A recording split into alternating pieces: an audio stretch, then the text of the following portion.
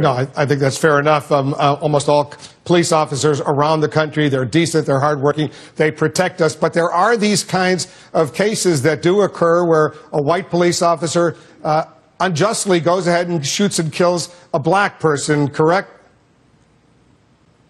Well, I think what we need to do is, I've asked for statistics on this. Congressman Bobby Scott and I did a bill last year to ask for statistics. It's never been really added up on statistics of shooting, the racial characteristics of the shootings, and so we can compile data to know how big a problem it is or to know if it's a very odd circumstance. But for certain, we should know the numbers, and so I have legislation that would count up these numbers so we can better address it if it really is a systemic problem. In this particular case, we know it's a problem because it is all caught on videotape, and it is shocking to anyone who sees it.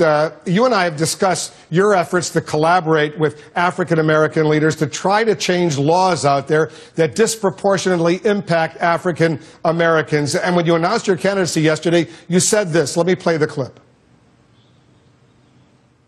I see an America where criminal justice is applied equally, and any law that disproportionately incarcerates people of color is repealed. All right, Senator, what laws are you talking about? Yeah, I probably could have been a little more specific there. I'm really referring to the drug laws, nonviolent drug laws, because I think what's happened, and really this is where the mistake we make, we say, oh, it's all racism.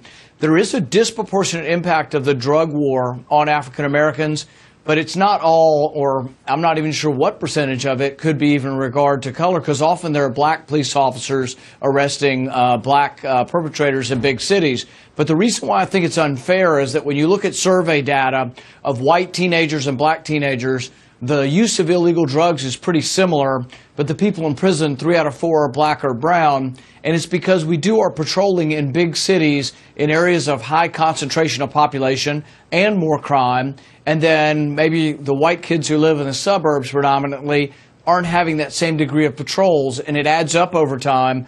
But if you look at our prisons, there is a disproportionate impact on poor people, black and brown more commonly, but poverty is a common denominator, and I think the war on drugs needs to be reassessed, and we as a society need to decide, should we give teenagers a second chance who make a mistake? We put a guy in prison, a 24-year-old kid in prison for 55 years for selling marijuana, and I think that's an inappropriate punishment, and we need to rethink what we're doing on the war on drugs.